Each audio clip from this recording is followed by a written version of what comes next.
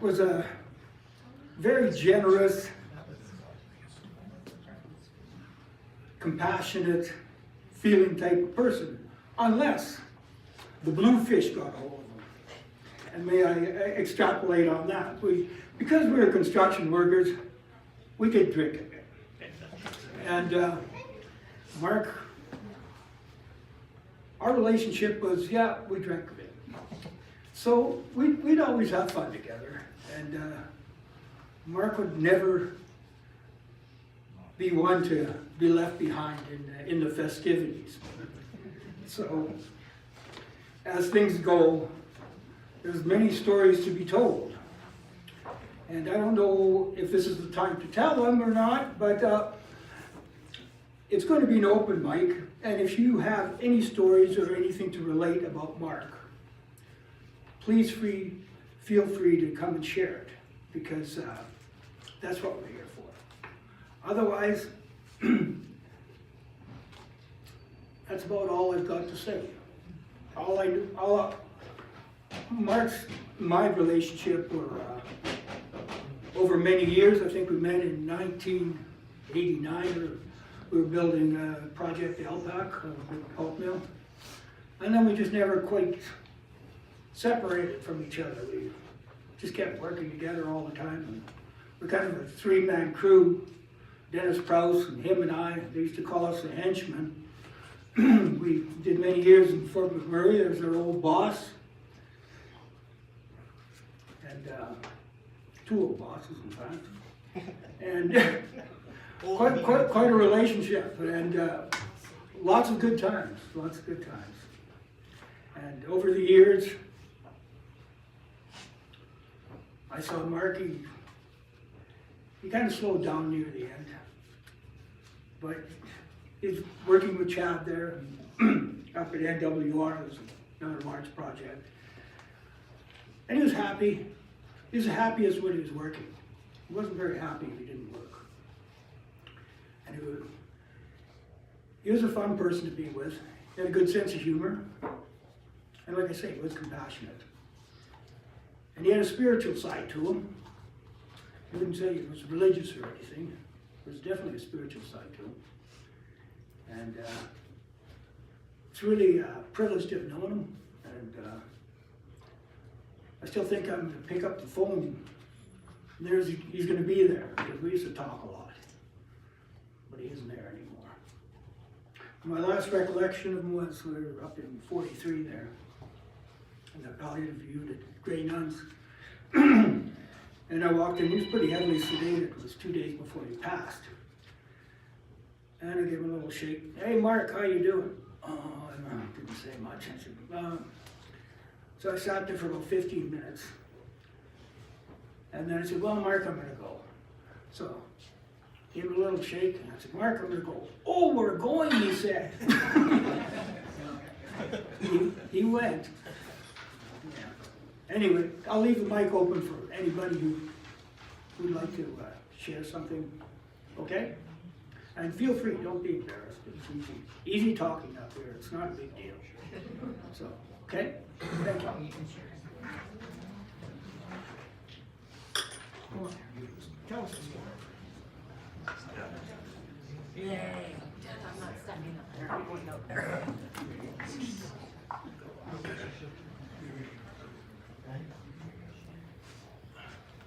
Yeah, I'm Dennis Prowse. Worked with Mark many years. And we go way back, many, many jobs. And he showed me a lot of tricks of the trade, which I appreciated. And one thing, Mark, he didn't really always like to play by the rules, which that's why we got along so good. But we had a lot of fun on the job, but we had more fun off the job. And I appreciate the guy. Good. Thanks.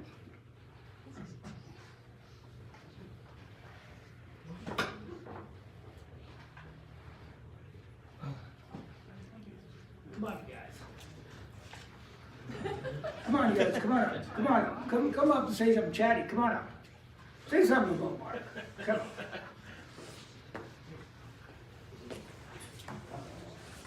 There you go. Not much for public speaking, but met Mark, would have been 2003, 2004, would have been my second job. Mark helped out a lot. Basically, Mark and Gary took me under their wing. And in our industry, a lot of the older guys wouldn't share info, wouldn't teach you anything, but I was complete opposite of Mark. Mark would take the time to teach you and work with you, and we had quite a bit of fun at work, and definitely a lot of fun outside of work. Riding back and forth with Mark and Gary for years from Fort McMurray, and Mark was a good friend. If somebody you could rely on. Yeah, we're gonna miss him. I remember, one thing about Mark was, let's do this job and let's do it fast, because when we do it fast, it was always done right, it was done fast, then we could go hide. That's what we taught Chad. Where's the best place to hide? Oh, point 14, where's point 14? Oh, it's in the middle of the bush over there. Yeah, it's always good. And Cindy, come say something, Cindy. You can do it. Come on, Cindy. Yeah. I'm shy. Oh, you're not shy. Thank you, Cindy. Oh, Thank you. So, yes, I've known Mark, or knew Mark for quite a long time. We met at the job up in McMurray with these characters. And yeah, he was a really great guy. He was so kind and gentle. He was just a giving soul, like Gary was saying. And yeah, we had a lot of fun together. I've got stories and memories too, just like everybody else. But yeah, he was a great guy, and I'm just so sad. I'm just really sad about it.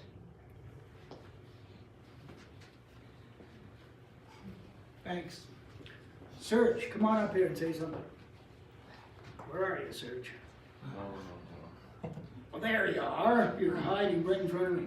Come on, say something. You guys spent a lot of time. Jesse, Evan, come on, the immediate family. Come on. Olivia, come on. What's wrong with you guys? You're not at all like Mark. I'm Ross. Mark's my uncle. Oh, wonderful, wonderful. This is just a little story that happened not so many years ago. Dad was going to be coming home from the hospital. My dad had lost his leg. They took his leg, and we had to install a lift. And so we were going to be putting in a base, and there was a lot of gravel that had to be shoveled. And my brother and I had gone out and put in the framework on the ground, and there was a load of gravel dropped there that had to be moved. And Uncle Mark showed up. I think he came in a little bit late, kind of deal, but he showed up. And Well, that's not like Mark. He said he'd show up, and he showed up. It's just like Mark. He was true to his word. He showed up. But he pretty much immediately took the supervisor role because it was available. The 2 shovels were being used, and he saw that my brother and I were working up a little bit of a lather. We both had a pretty good sweat on the brow, and he's like, "Come on, you guys, like, well, let's stop, have a break, have a beer, like, let's just ease up a little bit." And my brother pipes up and he says, "Mark," he says, "this isn't a union job here. We gotta get this shit done." And I says, "Yeah," I says, "Mark, have you ever met my dad, Paul?" And he's like, "Yeah, okay, back to work." that was just, it's just a chuckle. It was a funny story, and it was didn't happen so long ago. It was fun. And yes, Mark is definitely gonna be missed by all. If I think of something else, Well, would you say that Mark was a deviant? Is there a possibility of that going on? making any claims or denials? Well, I know he loved your father. Yeah. He loved him. He Paul. him, yeah, Paul, exactly. And then he said, oh, you two Germans, he says, I know I got stuck with you in my life. Yeah, Mark, we used to sneak out back of Suncor. You could get out the back door there, nobody knew how. We always find it must have been when he was a cowboy or something. I know he worked for the Corrine Ranch here for a couple of years, and he knew about the calves, how they could sneak out, wherever there was an opening, so he had that in him. And that's what we used to do. We'd figure out how to get out of that big old plant and get through the back door there and end up at the other plant, which had a bar in it, so. He was pretty good at that stuff. Yeah. Donna, do you want to say something? I don't know if I can. Oh, come on, Donna. Come on, Donna, come on, say something.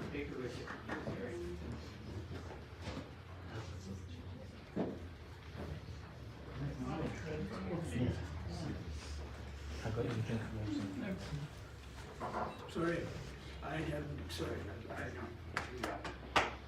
Okay, Mark and I were very, very close from a very young age. And you guys probably heard him coming out to his sisters all the time. And he loved my husband. But my husband used to say, Mark was always late, as you say. And he was coming, whenever he came out, Paul would say, when's he gonna be out? When's he gonna be here? I thought, I don't know. He said, well, when I see the whites of his eyes, I know he'll be here. And that was about it, so. There's another time we built a house. I got lots of stories, but I don't know if I can tell them all, but we built a house and Mark was out there helping. And my youngest son, Todd, was out there and they put in drywall on the ceiling and I was working. I come home from work, I open the door of the new house, here's Mark and my younger son, Todd, with foam mattress stuff on their head, tied with a rope or whatever, and they were holding the drywall up, and I just thought that was the greatest thing. And I thought, my God, you guys. But there's a lot of stories, and he's going to be missed very much. Very, very much. And I love you guys. Tell about the bubblegum songs. Oh, Mark drank from a quite young age. No. And my husband liked to drink too. They liked their beer. He was a brewery worker, wasn't he? Yes, he was. He was a brewery worker. He came by this honest. That's right. Anyhow, he used to tease Mark about, Mark would get drunk and he'd walk like this. And Paul would say, Mark, you got bubble gum stuck to your shoe. He always teased him about that. What did he say? He was $1 short and a day late. Oh, a day late and $1 short. Always a day late and $1 short. And every time he came out to our place, he owed Paul a case of beer. Before Paul passed away, he finally caught up. Okay, that's all I can say. I might say something. Yeah, right. Okay, thanks for everybody for coming. Yeah. I appreciate it. You got something to say there, mister? Yeah. Hi, I'm Terry, and this is not as funny as everybody else's. It's just a small sentiment believe you. to Mark. Just a minute. You know I've got to drink this, don't you? Yeah, it's only water. Not vodka.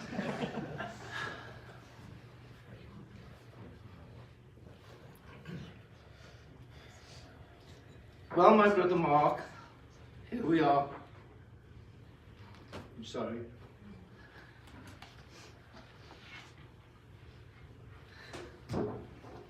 Gary. Yes, sir. Well, my brother Mark, here we are on another part of your journey.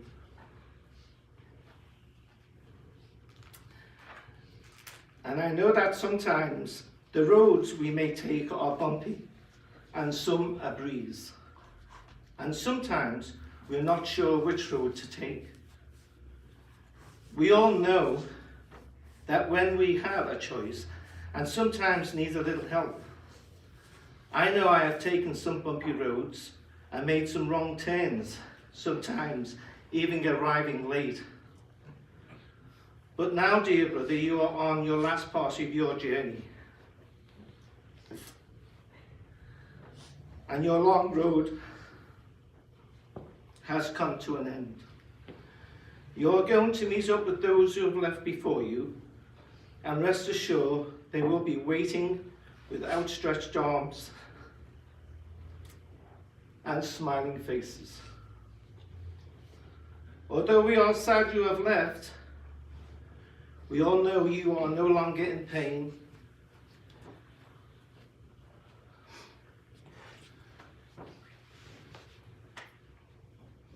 Sorry. That's okay. You are no longer in pain. We all know you are in a peace and happy. We will miss you, even though our roads are different and yet sometimes the same. You're always in our hearts. All your brothers, sisters, nieces, nephews and friends will sadly miss you. Goodbye for now, Mark, until we meet again. Thank you. Sorry about that. No, it's okay. Okay. Back to happy times now. Excellent, excellent. Very well done. Yeah, that reminds me of a job we were on. What's all that job? That was all our lives, this job. Because we were always out of town, so. Anyway, we were on this job, and we liked it. The best part of the job was looking in the rearview mirror at the other, going out of it, you know. So we were up at Concord, Leesmere job, and somebody got themselves killed there, so of course they just shut it down. And it was kind of in the wilderness there. Mark and I we were working together, and there's this great big old golden eagle hanging around, eh? And when we shut the job down and walked by, we were just walking back to the trailer, and the thing was sitting about 3 feet away on a post, you know, and I go, look at this thing, you just see, you know, the eagle eye, he's just looking at you, you know. And Mark had this native spirituality in him, right? And I said, look at this, Mark. You know, he knows what happened here, right? And that's what I always thought about Mark. You know, when I thought about him and how he's gonna go or how he's gonna come back or whatever, you gotta look at it in a kind of a native perspective with him.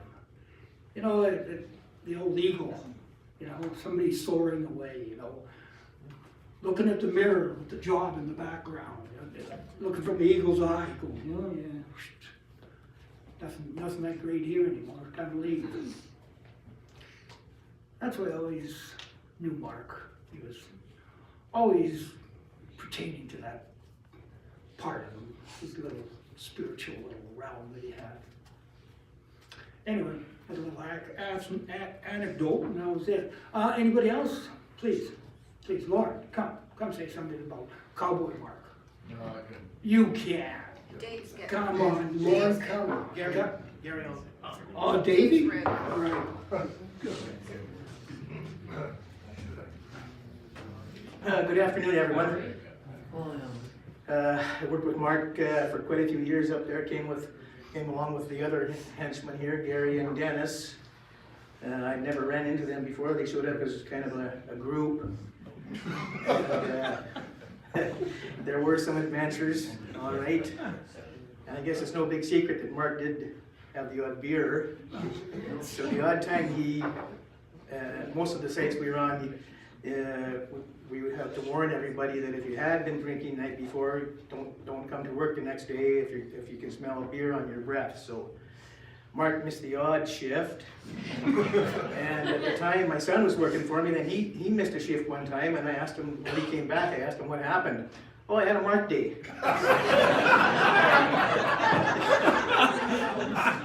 So. Yeah, there were lots of good times. Like I said, Gary says we had it was like a family. We had a big family at times. As he went from job to job, it would grow and diminish and all that stuff. Mark was always a very capable guy. Like I say, he didn't show up for every shift, but I don't think anybody did. So, in those days we had, like I say, we had quite a bit of fun on the job and off. So, thanks, Gary. Yeah, right on. Yeah. Yeah. You guys don't want to listen to our job thing. Why don't you come? Yeah, yeah. Oh, was fine. So I'm Stacy, Dean's partner, and I only knew Uncle Mark for a little bit because we just bought a place out by Whitecourt 3 years ago. He's one of the first guys to come to my house. It was pretty cool. But I wanted him to help us push this bed, big metal bed Dean built up over the railing, and Mark had to take a second. We can't do this, we need a safety meeting first. And I'm like, okay, well, one safety meeting, that's okay. I'm like, okay, Mark, we're ready to go, let's do this. He's like, you know what, this might take another safety meeting. Needless to say, we finally got it up where we needed it to be. But then Mark came by Donna's to help her with this tree that needed to come down. So Dean was gonna be the sawer, and Mark's the supervisor. Is that the right? And Dean's like, he's like, ready to go, let's go, come on, we got this, we can do this, this, and this. And he told Mark the plan, and Mark's like, you know what? We can't do this yet. Safety meeting. And then Dean's getting pretty anxious because he needs to get this down, and Donna's got all these parameters. You can't break, this thing can't get breaking, you gotta get this tree right down in the middle of there. Remember her little, nice little fire pit thing? You can't break anything, and Mark's like, just a second, and Dean couldn't take it anymore, chopped the tree down, and went right exactly where it's supposed to be, and Mark's like, well, that worked out, didn't it? But he was always that character, and it's pretty cool. I only knew him for 3 years, but damn it, I'm sad he had to come now. Yeah, it's too bad. It is too bad. Yeah, it's too bad he went too early. Never even got to collect the flipping one paycheck off that union. That's the worst part, you know. He was always thinking about that, oh boy, you know. He was waiting till he was 62. Yeah, I know. Just near. Yeah, Donna and I pushed him to yank the money out of that place, which is good. But yeah, yeah. Good old Mark. Safety meeting stuff, yeah. He wasn't a ramrod kind of guy, that's for sure. He'd come there, he'd visit with people. He got along with everybody. He didn't have a problem getting along with people. He wasn't too authoritarian at all. In fact, he was the opposite. And that's why it was always fun to work with. I always loved working with him. It's great. Yeah. Anybody else?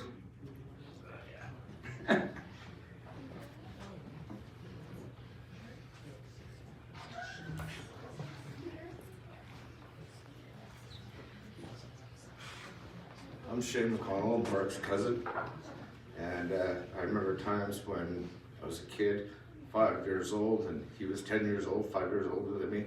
My Aunt Viola babysitting us, and she'd always say, Mark, take your cousin with you. You go to the play with your friends, take your cousin.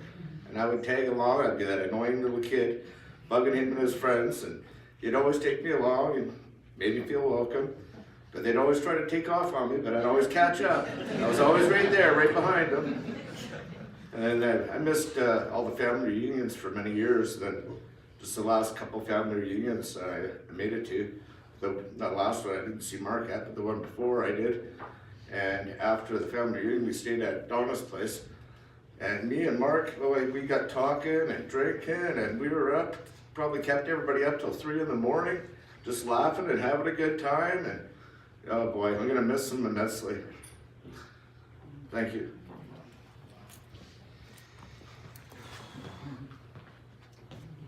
Oh, Mark, he's my uncle. I miss him dearly.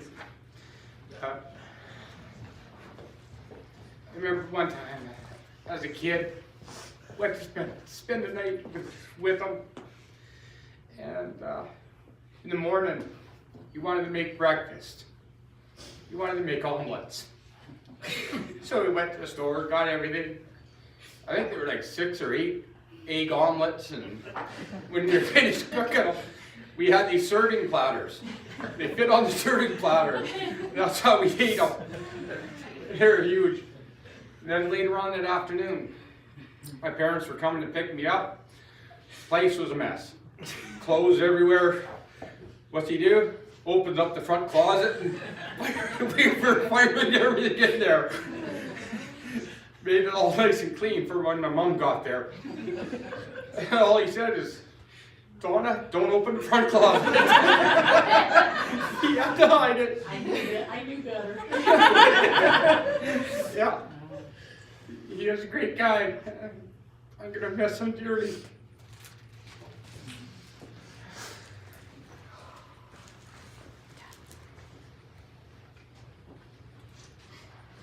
Yeah, he did have some culinary experience. I know, if I made breakfast, he was always, like you said, the supervisor's position. No, that's not the way to do it. That's not the way to do it, you know. That was Mark. He could take charge pretty good. He was pretty good at that. Go ahead. Trying to get through this. So, my Uncle Mark was around all my life. Out on the farm, he'd call, and of course, there's no cell phones back then, so a little farm girl like me was, when the phone rang, he ran to answer it as fast as he could. And when Uncle Mark would call, every time, I was younger than her, is the old battle axe there? And I didn't even question, Mom, the phone's for you.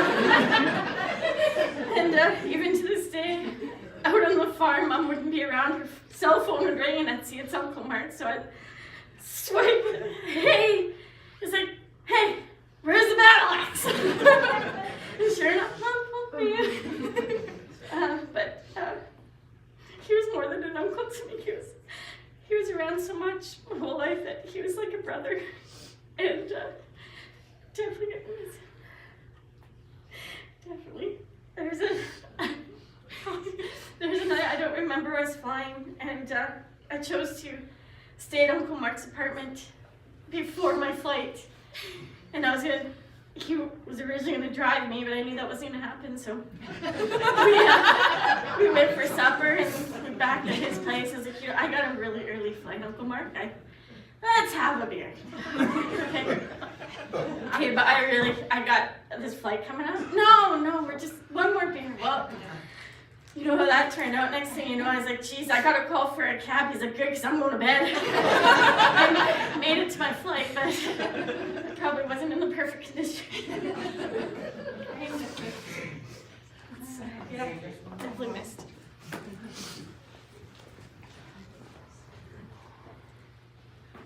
Yeah, he did have his favorite, kokanee.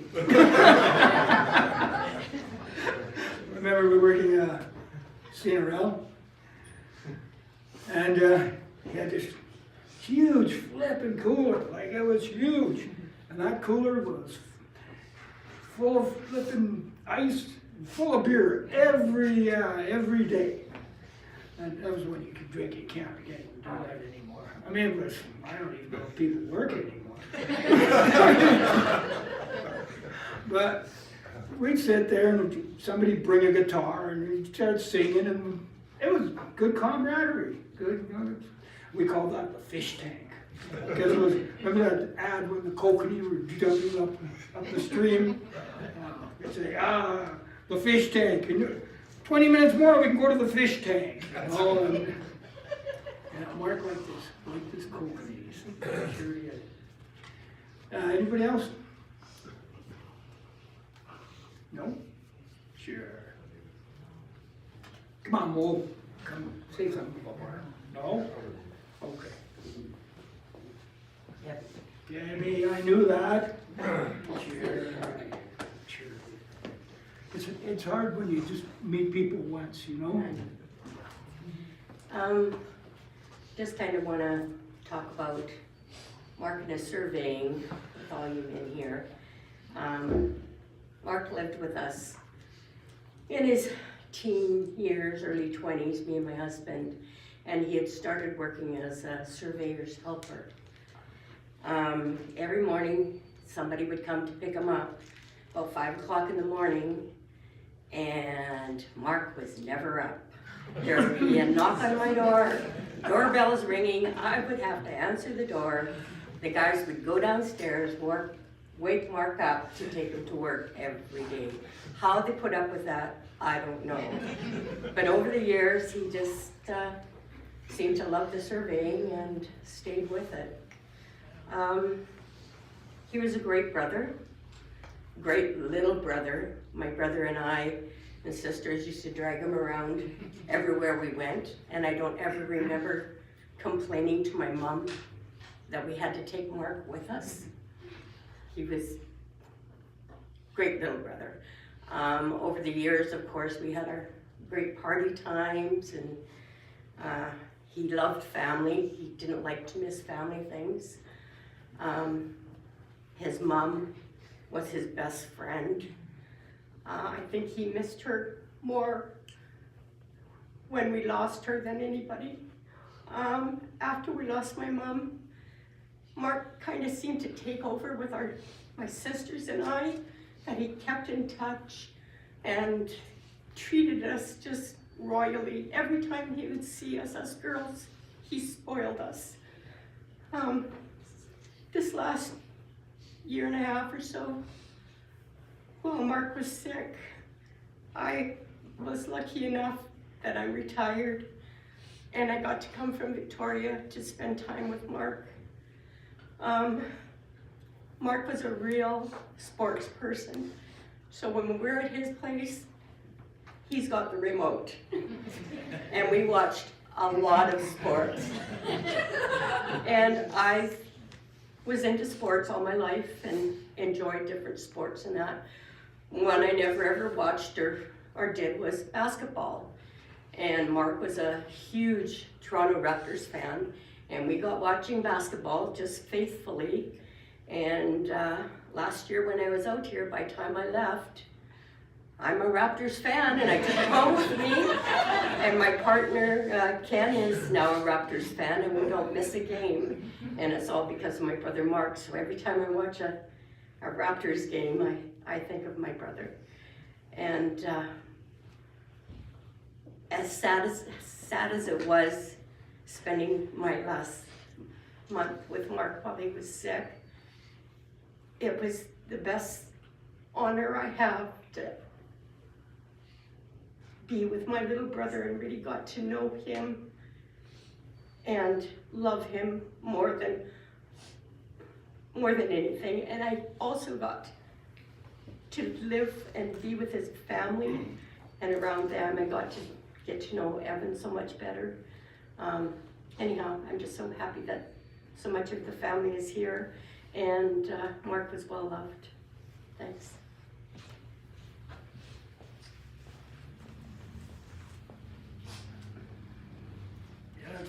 That's funny that you should say about his tardiness. That was my main job when we were working in Park Memorial. Go get Mark up. He said, yeah. Okay. Bang, bang, bang. Come on, Mark, let's go to work. No! Come on, Mark, we gotta go to work. No!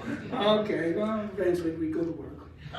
And then he had really good intuition. He got thrown out of that camp. That was the best camp to ever get thrown out. It was a terrible camp. And you never have to go back there. And we were back there, Dennis and I, just last year. What a terrible camp. I said, Mark did the right thing. He got thrown out of the right problem, never had to come back to the joint again, you know? Yeah. And then he just loved his grandkids. He'd keep me tuned into what was going on there. And you guys, what happened there? He kind of had a little falling out. He started being called Grandpa instead of Grandpa. We kind of latched on to that, everybody. So, you know, as soon as we hear the title, that's why, hey, here comes Grandpa, you know.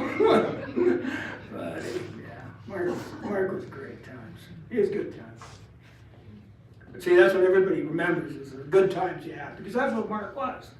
He was a guy that just wanted to have a good time in life, and he did.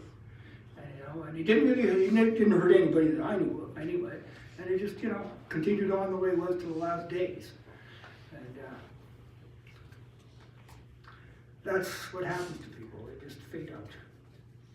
Especially when you get our age. A lot more fade out than should. Well, Well, I'm the last one there, but I've known Mark for 30 years or more. I used to work in the McMurray, and I worked in here, and I remember last time I seen him was a couple days, or about a week or so before he died. I seen him in the hospital. And as a matter of fact, I was going to go there today. It happened, I remember I got a text on Gary. I was heading to the hospital that day and he had passed, which I was very sad because I was going to see him again. But that's all that happened. Worked with Mark for a long time, but I have a few stories about Mark too, but about work. So I used to be supervisor for years, and Mark's a good guy. I was always straightforward. That's one thing about us. We just put it on the table, the way it is, the way it is. Just all we want to know, the truth. So nice. He used to come up and go to work and say, "Okay, Mark," then he'd be good, right? And I'd say, "Mark, if he needs to go or leaves, let me know, right?" So Mark would be working along for 3 or 4 months, 5 or 6 months, be fine. Then he'd come over and say, "Oh, I need to get out of here." So the day was with me, he was my boss, and we said, "Okay, just give us a little notice, and we'll find somebody to let you go." So he said, "I gotta get out." He said, I gotta get out of here." I said, "So okay." He'd go for a couple weeks, so we'd arrange it. A couple weeks, he'd be gone, he'd show back up again, right? And I said, "You good, Mark?" He said, "Oh yeah, I'm good. Ready to go if it was in another 3 or 4 months." And that's just the deal we had, and that's why we all respected each other, right? We all knew what it was. I mean, I actually lived in McMurray, so if people lived out of town, I understood, right? They're gone. And it's nothing worse than being away from your family all the time, right? And as we got older, like I don't know the grandkids who they are, but he used to always talk to them about it, right? And his son, who's an electrician, I'd always ask him, we always had conversations, and his sister going out with the horses, right? We always had the conversations about our family, right? Because I have 3 kids, and we always talk about them. He always say, "Oh, we're going weekend, Mark. We're going to Grand Prairie." I said, "Oh, okay." So give us a shout when you get up there. He texts me, "Oh, I'm there." And a few times he stayed in my place because I actually moved back down there in Fort Saskatchewan. He used to live over here on 50th Street, and every once in a while he come over to my place and had a few beer. And I did in Fort Saskatchewan. He stayed there, right? Mark said, "Oh, I'll go drive home." So yeah, I drive. Mark get there and lay on the couch, right? So he'd be here on the couch as I get up in the morning. So, "Mark, you want a coffee?" "Oh yeah, we'd be him or." No, I was pretty shady with it too, right? But I'm gonna miss him. And he's a great guy. And he loved his grandkids and his children. He always talked about them. Yeah. Well, that's a common theme here. He's a great guy. We're all gonna really miss him. So is there anybody else who'd like to say something? Please come. No? Well, what time is it, guys? Well, we've only been doing this for 40 minutes, you guys. You sure there's not somebody else who'd like to share something? I don't wanna fight. Share. So when Dean and I bought our place, he came up, like I said, the first guy there, brought us coffee, brought us mugs, and he was like, so caring. I just met the guy, I don't know who you are, but he's so lovely. And then he can't drive home, it's quite a ways away, right? So my dad was there with his trailer. My dad's a bit of a rough guy, like pretends he's nice, but he's actually quite rough. So he's kind of talking to my dad. My dad doesn't say much. He kind of keeps his arms folded, and Mark's like kind of drawn to him. He's like, your dad's all right. I'm like, yeah, but watch out for him. And then it's time for bed, and my dad goes, just bunk it with me, Mark. And Mark's like, are you sure? He goes, yeah, just don't fucking snore or make any noise. So Dean and I say, bye, close the door, and Mark goes into the bed, and he doesn't move all night. And my dad goes, I didn't even hear the guy. He goes, yeah, I was too scared you're gonna fucking shoot me. That's what my dad said he would do. You make any noise, I'm gonna shoot you. So, that was pretty cute. And ever since then, Mark, every single time I saw him, he's like, how's your old man? I'm like, how could you even think about that man? He's crazy. Anyways, it was pretty cool.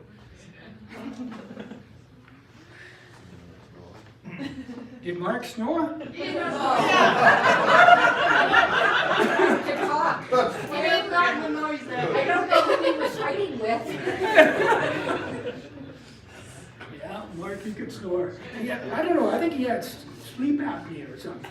Because he used to, I could swear he was fighting a battle. Like I put him in the back bedroom, I'd what's going on back there? Get up in the morning.